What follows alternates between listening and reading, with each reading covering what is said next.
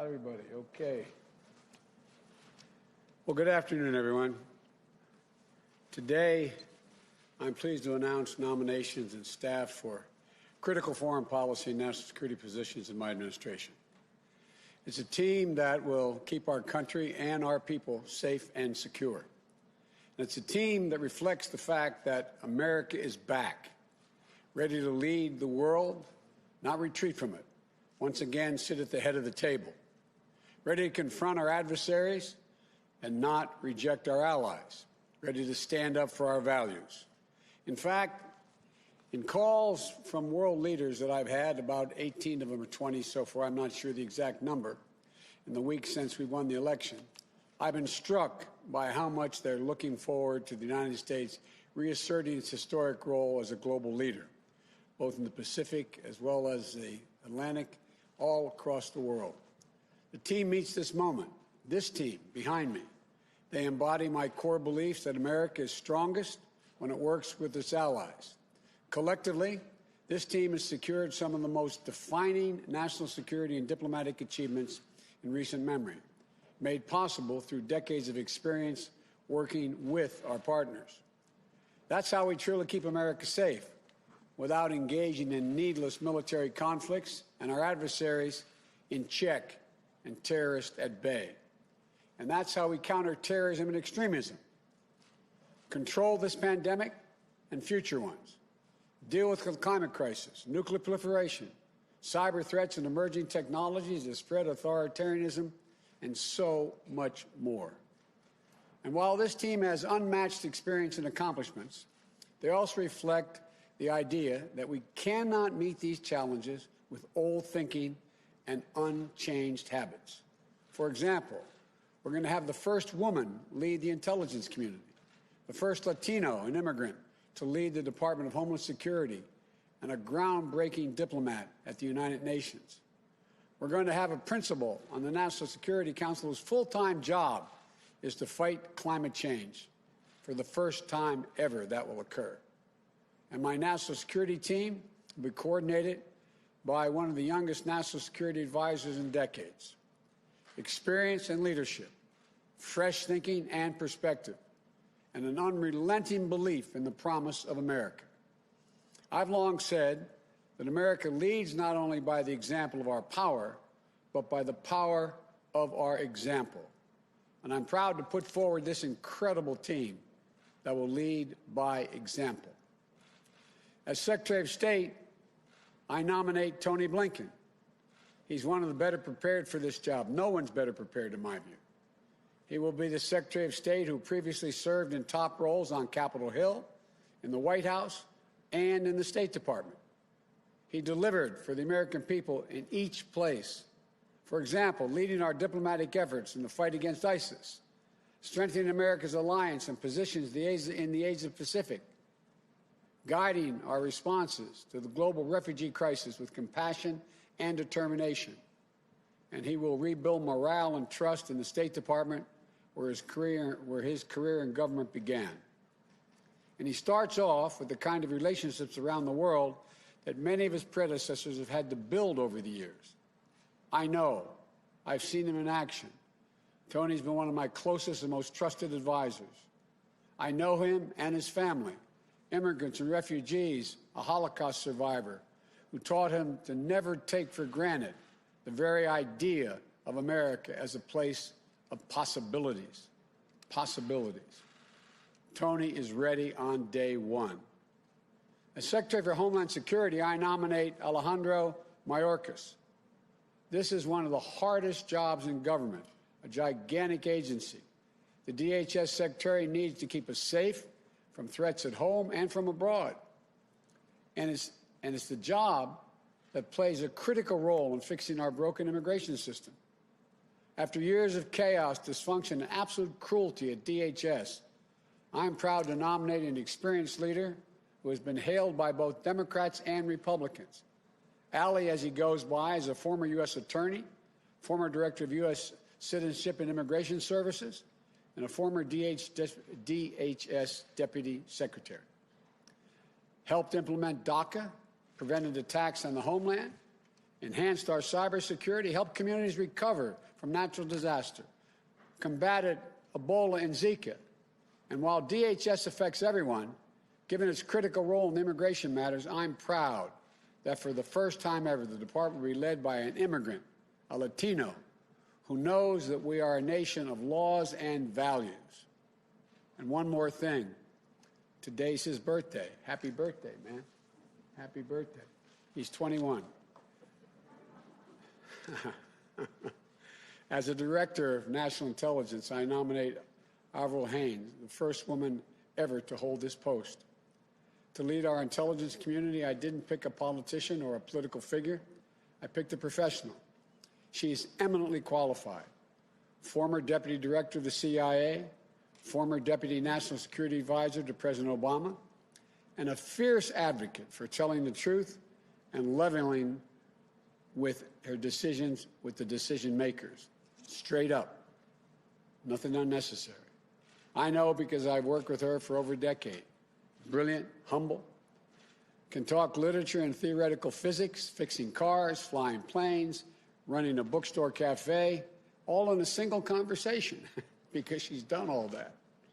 And above all, she gets word of a threat, if she gets word of a threat coming to our shores, like another pandemic or foreign interference in our elections, she will not stop raising alarms until the right people take action. People will be able to take her word because she always calls it as she sees it. I believe we are safer with Avril on the watch. I think she can make a great contribution. And as United States Ambassador to the United Nations, I nominate Linda Thomas-Greenfield, a seasoned and distinguished diplomat with 35 years in the Foreign Service who never forgot where she came from, growing up in segregated Louisiana. The eldest of 8, her dad couldn't read or write, but she says he was the smartest person she knew.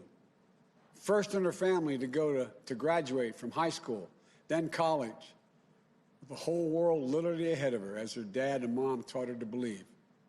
Post in Switzerland, Pakistan, Kenya, the Gambia, Nigeria, Jamaica, Liberia, where she was known as the People's Ambassador. Willing to meet with anyone, an ambassador, a student, working people struggling to get by, and always treating them with the same level of dignity and respect. She was our top State Department official in charge of African policy during the Ebola crisis.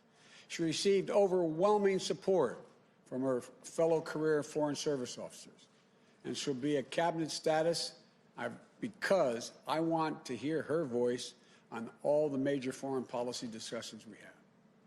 And my national security advisor, I choose Jake Sullivan. He's once-in-a-generation intellect with experience and temperament for one of the toughest jobs in the world. When I was vice president, he served as my national security advisor. He was a top advisor to Secretary of State Clinton. He helped lead the early negotiations that led to the Iran nuclear deal. He helped broker the Gaza ceasefire in 2012, played a key role in Asian-Pacific rebalance in our administration. And in this campaign for the presidency, he served as one of my most trusted advisors on both foreign and domestic policy, including helping me develop our COVID-19 strategy. Jake understands my vision that economic security is national security, and it helps steer what I call a foreign policy for the middle class, for families like his growing up in Minnesota, where he was raised by parents who were educators and taught him the values of hard work, decency, service, and respect. What that means is to win the competition for the future, we need to keep us safe and secure and build back better than ever.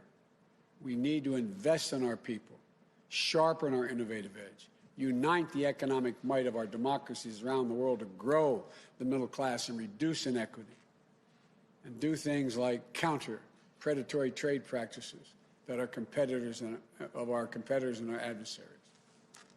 And before I talk about the final person today, let me talk about this new position.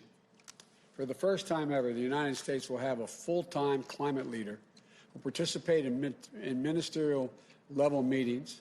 And that's a fancy way of saying they'll have a seat at every table around the world. For the first time ever, there will be a principal on the National Security Council who can make sure climate change is on the agenda in the Situation Room. For the first time ever, we will have a presidential envoy on climate. He will be matched with high-level White House climate policy coordinator and policy-making structure to be announced in December. And that will lead efforts here in the United States to combat the climate crisis, mobilize action to meet the existential threat that we face. Let me be clear. I don't for a minute underestimate the difficulties of meeting my bold commitments to fighting climate change. But at the same time, no one should underestimate for a minute my determination to do just that. And as for the man himself, if I had a former Secretary of State who helped negotiate the Paris Climate Accord, or a former presidential nominee, or a former leading senator, or the head of a major climate organization for the job, they would show my commitment to the United States and the whole world. The fact that I picked the one person who is all of these things speaks unambiguously to my commitment. The world will know that with one of my closest friends, John Kerry, he's speaking for America on one of the most pressing threats of our time. No one I trust more. To this team, I thank them for accepting this call to service. And for their families, I thank you all for your sacrifice. You know, we could not do this without you, in my view. Together, these public servants will restore America globally, its global leadership, and its moral leadership, and will ensure that our service members, diplomats, and intelligence professionals can do their job free of politics. It will not only repair, they'll also reimagine American foreign policy and national security for the next generation. And they'll tell me what I need to know, not what I want to know, what I need to know. To the American people, this team will make us proud to be Americans. And as more states certify the results of this election, there's progress to wrap up our victory. You know, I'm pleased to have received the ascertainment from GSA to carry out a smooth and peaceful transition of power, so our teams can prepare to meet the challenges at hand, to control the pandemic, to build back better, and to protect the safety and security of the American people. And to the United States Senate, I hope these outstanding nominees received a prompt hearing and that we can work across the aisle in good faith to move forward for the country. Let's begin that work to heal and unite. To heal and unite America as well as the world. I want to thank you all. May God bless you. May God protect our troops. And now I turn this over, this new team, starting with our next Secretary of State, Tony Blinken. Get my mask here, Tony, so I don't get in trouble. And we're going to clean off the podium.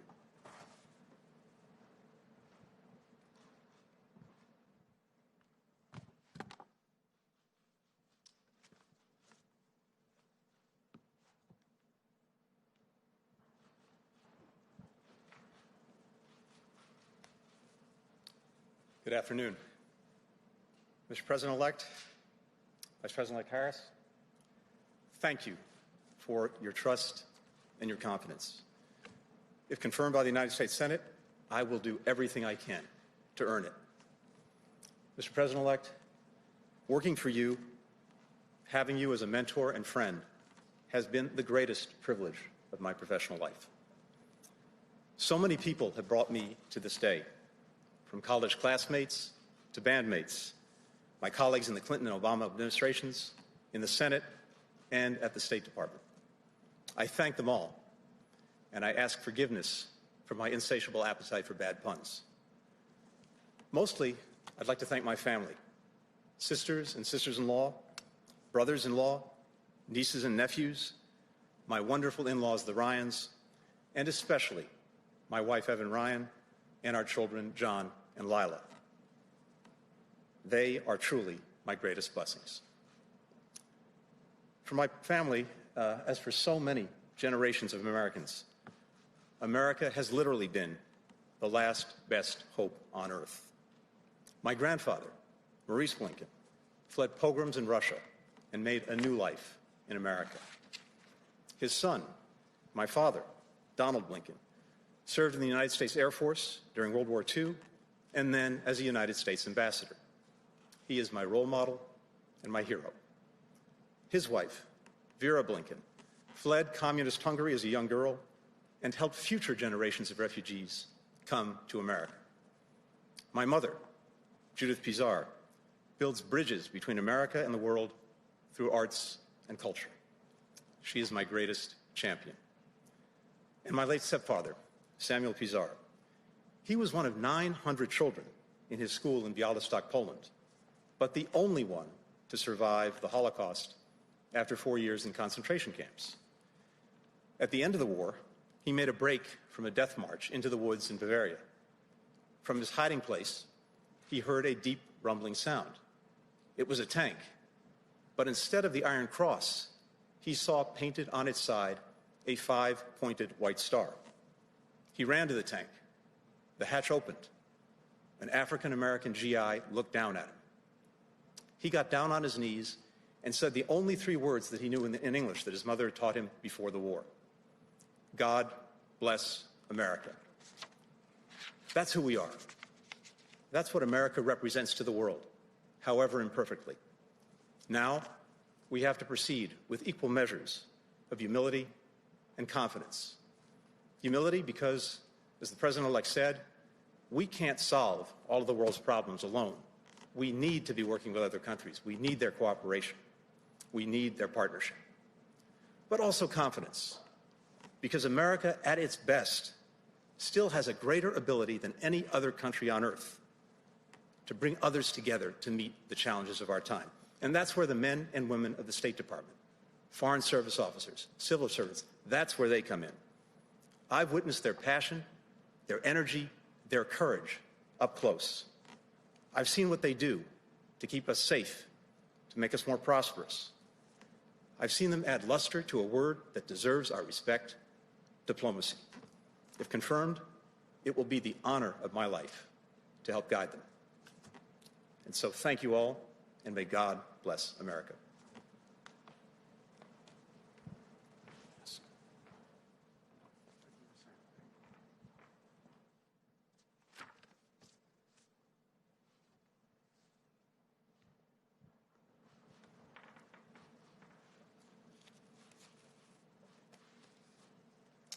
Good afternoon, Mr. President-elect, Madam Vice President-elect. Thank you for placing your trust in me to lead the Department of Homeland Security. Thank you for the privilege of returning, with the consent of the Senate, to government service as a member of your administration. It is the honor of a lifetime. The Department of Homeland Security has a noble mission to help keep us safe and to advance our proud history as a country of welcome. There are more than 240,000 career employees who selflessly dedicate their talent and energy to this mission. Many risk their lives in doing so. I would be honored to return to the department and support these dedicated public servants in fulfilling their responsibilities and realizing our country's greatest hopes, all in partnership with the communities we serve. For 12 years, I had the privilege to stand in a federal courtroom and announce Alejandro Mayorkas on behalf of the United States of America. The words, "on behalf of the United States of America," meant everything to me and to my parents, whom I think of today and every day. My father and mother brought me to this country to escape communism. They cherished our democracy and were intensely proud to become United States citizens, as was I.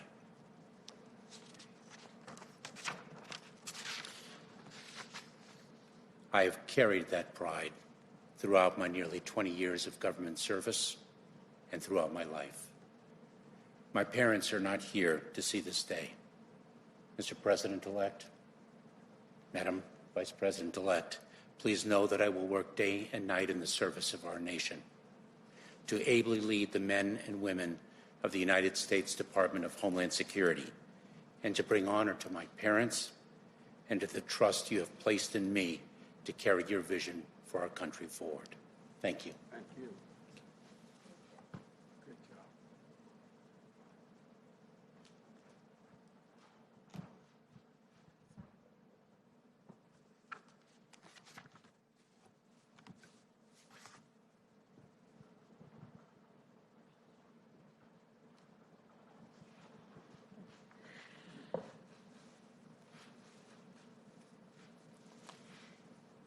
Mr. President-elect, Madam Vice President-elect, I am grateful and even more so humbled by the trust that you placed in me for this role.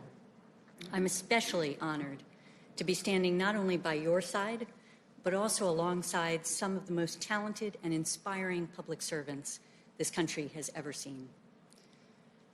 I know, Mr.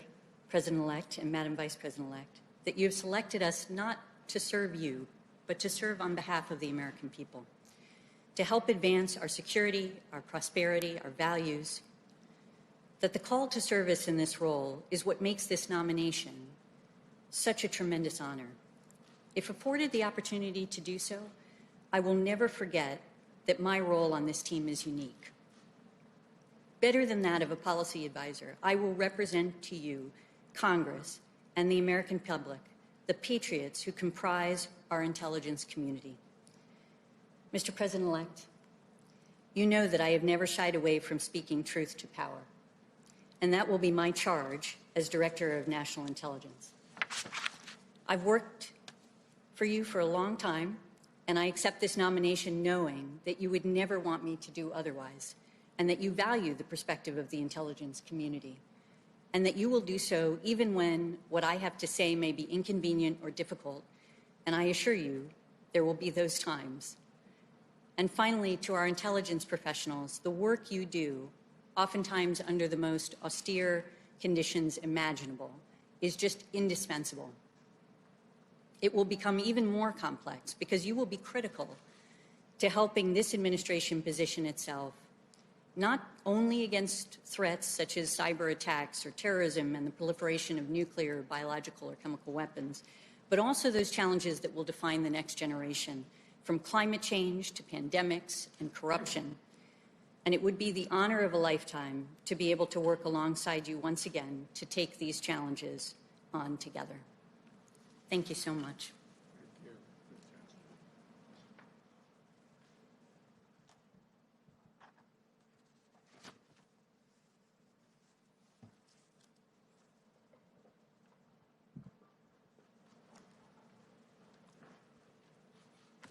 Good afternoon, Mr. President-elect, Madam Vice President-elect.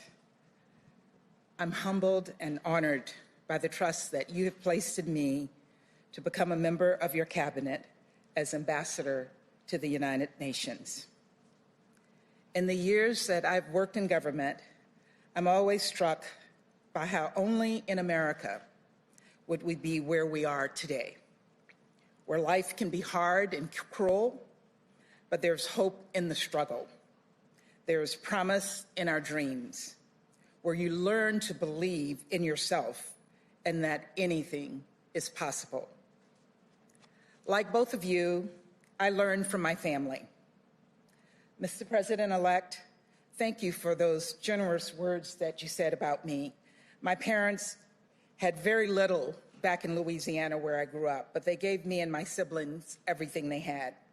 And I know how proud they would be of this day. On this day, I'm also missing my mentor, Ambassador Ed Perkins, who served as the U.S. Ambassador to the United Nations under President George H.W. Bush and President Clinton, and who was also from Louisiana. He told me constantly, Linda, don't undersell yourself. And he would always do everything possible to lift me up.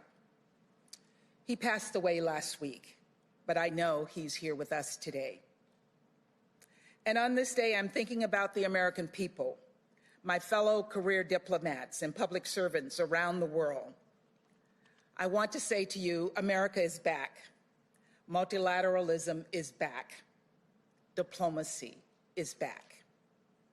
Mr. President-elect, I've often heard you say how all politics is personal, and that's how you build relationships of trust and bridge disagreements and find common ground.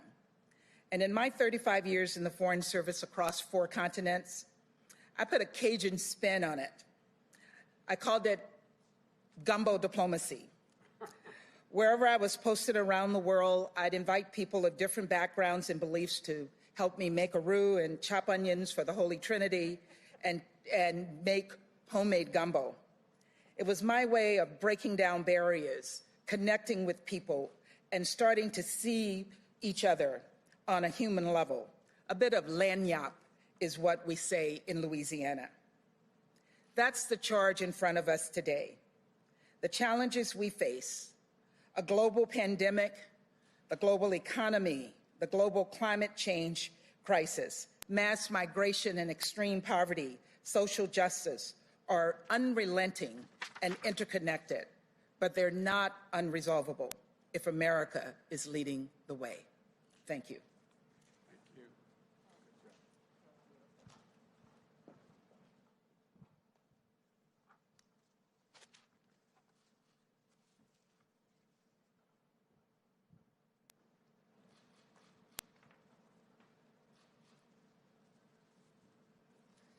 Mr. President-elect, Madam Vice President-elect, thank you.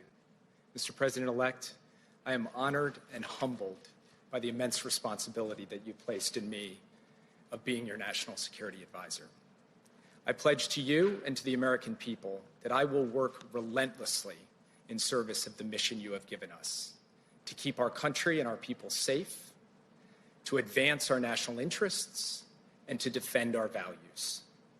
I pledge to the exceptional national security team you see behind me, and to the brilliant and diverse career professionals across our government, that I will manage a humane and rigorous decision-making process that honors their work. And I pledge to my parents, who taught my brothers, my sister, and me to work hard, tell the truth, and serve others, that I will do my utmost to make you proud. Sir, we will be vigilant in the face of enduring threats, from nuclear weapons to terrorism. But you have also tasked us with reimagining our national security for the unprecedented combination of crises we face at home and abroad: the pandemic, the economic crisis, the climate crisis, technological disruption, threats to democracy, racial injustice, and inequality in all forms. The work of the team behind me today will contribute to progress across all of these fronts. You have also tasked us with putting people at the center of our foreign policy. You've told us that the alliances we rebuild, the institutions we lead, the agreements we sign, all of them should be judged by a basic question: will this make life better, easier, safer for families across this country? Our foreign policy has to deliver for these families. And perhaps most importantly, you've tasked us with helping unite America, as you said in your remarks, through our work, to pull people together to tackle big challenges. My wife, Maggie, the love of my life and my partner in all things, served as a senior advisor to Senator John McCain. She and I share this commitment to common ground deep in our bones. To the American people, I had the honor of serving as Joe Biden's national security advisor when he was vice president. I learned a lot, about diplomacy, about strategy, about policy, but most importantly, about human nature. I watched him pair strength and resolve with humanity and empathy. That is the person America elected, and that is also America at its best. So, Mr. President-elect, thank you for giving this kid from the heartland an extraordinary opportunity to serve the country I love.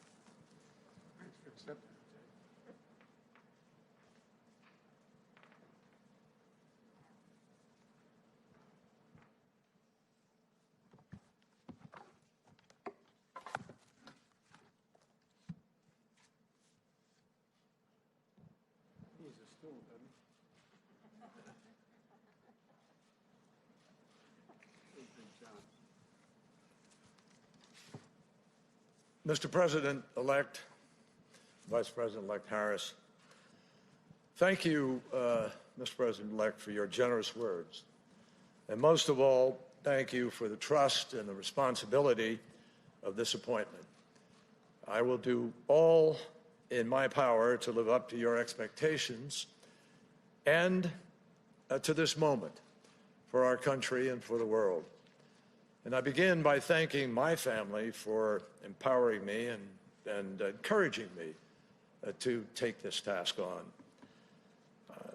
Secretary-designate Blinken, we've worked together for many years on the Foreign Relations Committee and at Foggy Bottom, and it will be a huge pleasure to partner with you again. You will be a terrific secretary. Mr. President-elect, you've put forward a bold, transformative climate plan. But you've also underscored that no country alone can solve this challenge. Even the United States, for all of our industrial strength, is responsible for only 13% of global emissions. To end this crisis, the whole world must come together. You're right to rejoin Paris on day one, and you're right to recognize that Paris alone is not enough. At the global meeting in Glasgow 1 year from now, all nations must raise ambition together, or we will all fail together. And failure is not an option. Succeeding together means tapping into the best of American ingenuity, creativity, and diplomacy, from brain power to alternative energy power, using every tool we have to get where we have to go. No one should doubt the determination of this president and vice president. They shouldn't doubt the determination of a country that went to the moon, cured supposedly incurable diseases, and beat back global tyranny to win World War II. This kind of crisis demands that kind of leadership again, and President Biden will provide it. The road ahead is exciting, actually. It means creating millions of middle-class jobs. It means less pollution in our air and ocean. It means making life healthier for citizens across the world. And it means we will strengthen the security of every nation in the world. In addressing the climate crisis, President-elect Joe Biden is determined to seize the future now and leave a healing planet to future generations. 57 years ago, this week, Joe Biden and I were college kids when we lost the president who inspired both of us to try to make a difference. A president who reminded us that here on earth, God's work must truly be our own. President Joe Biden will trust in God, and he will also trust in science to guide our work on earth to protect God's creation. Mr. President-elect and Vice President-elect Harris, I look forward to getting to work. Thank you.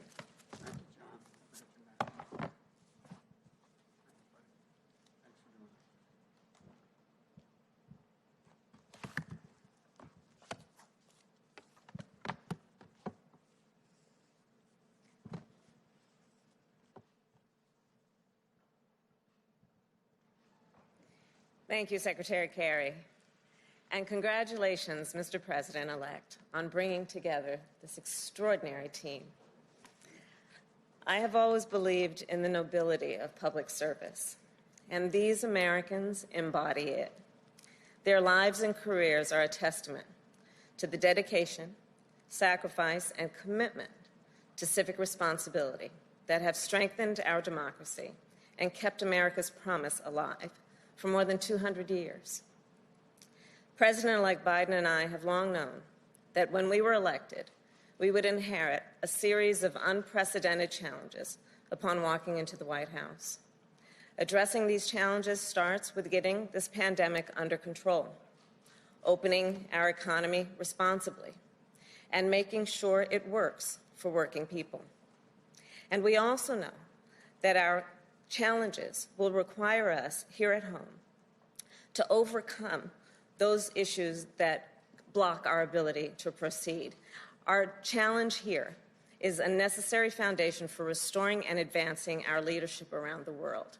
And we are ready for that work. We will need to reassemble and renew America's alliances, rebuild and strengthen the national security and foreign policy institutions that keep us safe and advance our nation's interests, and confront and combat the existential threat of climate change that endangers us all. I take these issues very seriously. My whole career has been about keeping people safe, from serving as district attorney to California's attorney general to the United States Senate, where I have served on the Intelligence and Homeland Security committees. I have come to know firsthand the gravity of the challenges and threats facing the United States. And over the past few months, I have also come to know the sound judgment, expertise, and character of the people on this stage. I can say with confidence that they are, to a person, the right women and men for these critical positions. And I look forward to working alongside them on behalf of the American people and on behalf of a president who will ask tough questions, demand that we be guided by facts, and expect our team to speak the truth, no matter what. A president who will be focused on one thing and one thing only: doing what is best for the people of the United States of America. When Joe asked me to be his running mate, he told me about his commitment to making sure we selected a cabinet that looks like America, that reflects the best of our nation. And that's what we have done. Today's nominees and appointees come from different places. They bring a range of different life and professional experiences and perspectives.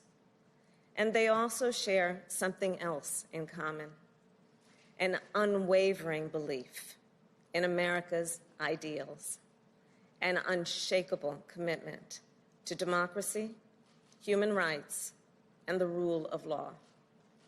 And they understand the indispensable role of America's leadership in the world. These women and men are patriots and public servants to their core. And they are leaders, the leaders we need to meet the challenges of this moment and those that lie ahead. Thank you. Thank all of you for accepting. We appreciate it. Thank you. All right.